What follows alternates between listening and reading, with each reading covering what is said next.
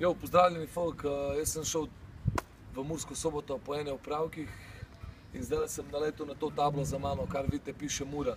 In jaz bom zdaj še enkrat javno izkoristil to priložnost, da vam povem, da ne nasedate tem politikom, ki pravijo, da delajo za narod. Če bi delali za narod, bi vsi oni imeli obleke od Mure, glede na to, da jim narod financira njihove plače. Hočem povedati to, da Mura ne bi bila v taki stiski, če bi njim bilo v interesu, da ni v stiski. Hočem povedati to, da je, pogledajte, koliko je poslancev, županov in vseh, ki so v praktično službah, katerih financirajo državljani, in oni imajo obleke Hugo Boss, Armani in take neumnosti. Če imate obleke Hugo Boss, Armani, pejte pol v Trst oziroma v Milano, v Rim, Berlusconiju, pa tam pol unim buče prodajte.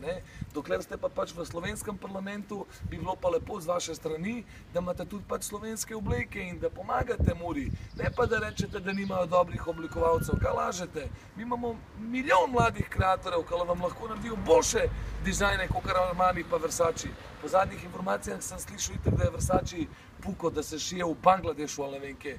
Tako da, to sam z moje strani, ki pravite, da jaz lahko nekaj spremenim. Evo, jaz delam. Kaj delate pa vi?